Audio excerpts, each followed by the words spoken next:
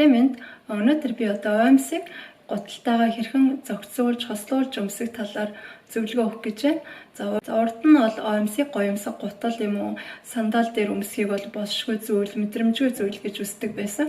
Тэгвэл тэр үе бол айл хэдийн ард хоцорсон. OMS-ийн тусламжтайгаар загварлаг дэгжин өвөрмөц харагдах боломжтой.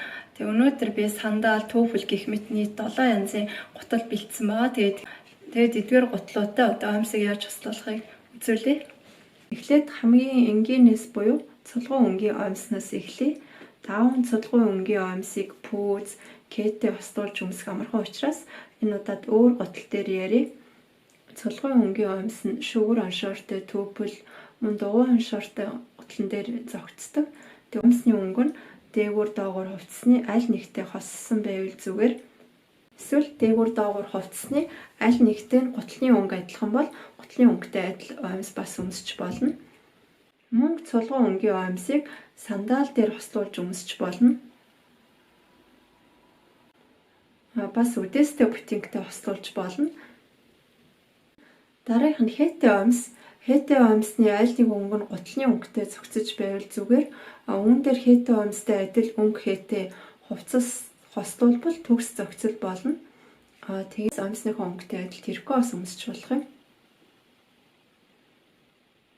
За торон OMS-ын сансныг бодоход олон гуталтай зохицох боломжтой. Үүнд шүүгэр хоншоортой түүфэл мөн оломтой түүфэл дээр гайхалтай зохицно. Бас оломтой сандал дээр илүү зохисдог. Хэрв ихтэй торон OMS-ны одоо хөлийн хуруу хэсэг нь гэрэлтэхгүй дан нэг өнгийн байвал зүгээр. Хэрв гэрэлтэй төлийн хумс харагдаад байвал хумсаа OMS-ныхоо өнгөтэй адил хумсны будгаар будж болно.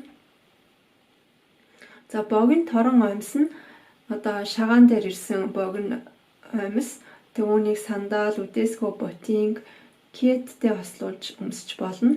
Ялангуяа богино төрөйтэй OMS нь арьсан кетэн дээр илүү зохицдог. Ингээд энэ удаад өгөх миний зөвлөгөө дуусч байна. Дараа эмчлэг хүртэл түр баяртай.